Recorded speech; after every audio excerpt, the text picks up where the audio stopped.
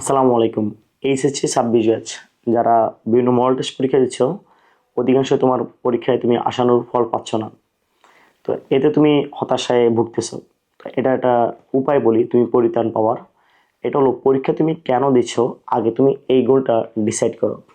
যদি তুমি এভাবে চিন্তা করো আমি পরীক্ষাটা দিচ্ছি, আমার কোন কোন জায়গায় ভুল হচ্ছে আর আমি একটা অধ্যায়ের কোন কোন টপিকস আনসার করতে আমার কষ্ট হচ্ছে, এই সমস্যাটা খুঁজে বের করার জন্য আমি পরীক্ষা দিচ্ছি। তা তুমি যখন যে পরীক্ষাটা দিচ্ছ, ওই পরীক্ষায় যে অধ্যায়ের পরীক্ষা দিলে কোন কোন টপিকসে তোমার গ্যাপ আছে, এটা বাসায় এসে ওই অধ্যায়ের উপরে লিখে রাখো। ছোট একটা কাগজে লিখে রাখো। যখন তুমি ওই অধ্যায়টা পড়তে যাবা, ওই টপিকসগুলো বেশি বেশি করে পড়ো। তা তোমার ওই অধ্যায়ের প্রস্তুতিতে তোমার ভালো হয়ে গেল।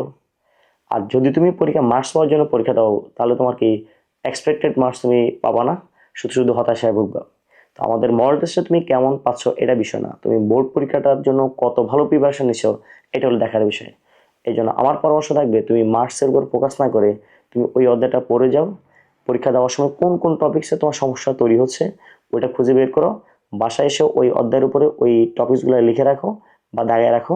পরবর্তীতে ওই অধ্যায় রিভিশন দেওয়ার সময় ওই টপিকসগুলো ভালো করে পড়ো। ইনশাল্লাহ তোমার হতাশাও কমে যাবে। তোমার এইচএসসি পরীক্ষার জন্য তোমার প্রিপারেশনটাও অনেক ভালো হবে। ধন্যবাদ।